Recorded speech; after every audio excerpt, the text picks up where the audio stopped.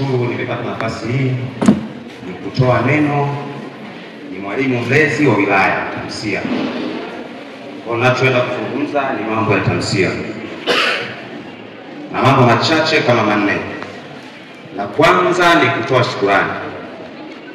Shukrani hii iwaendee East kama misikiti yote ya Sikonge kwa kutusaidia sisi matawi yote ya Tamsia ambao wanafunzi wetu wanaishi mashuleni.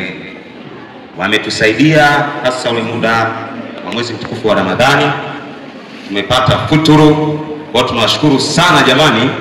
Tunapoleta barua nyingine tena muendelee kutusaidia. Hilo la kwanza, shukrani tuwafikie. Na baadhi ya wadau tuliandika barua mpaka kwa wadau, wametusaidia hapa na pale. Kwa hiyo tufikishie salamu tunapotoka.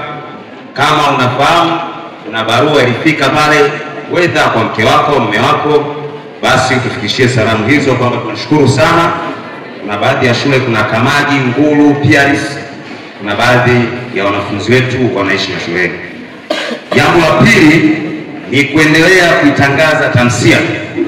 Tunapopata fursa hii ni wajibu wetu sisi walezi kuongea chochote kuhusu Tamsia. Kwa kifupi, tunaposema Tamsia, hapo awali ilianza kama TAMSA.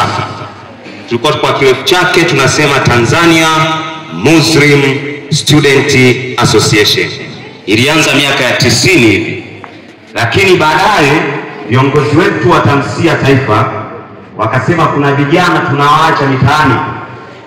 Tulikuwa tunazungumza wanafunzi peke yake, tukasema inawezekana kuna vijana wanahitaji huduma yetu ya elimu juu ya elimu ya dini. Basi ndio maana sasa hivi tunaita Tamsia.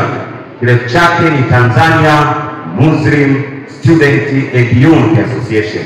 Miaka 2000 wakawa wamebadilisha, tulikuwa tunaongeza vijana wanaoishi mitaani ambao si wanafunzi. Sambamba na hapo tuna matawi mengi. Tuna matawi mengi ambayo tumefungua. Mwanzoni tulianza na Ngulu, sasa hivi tuna matawi kama 8.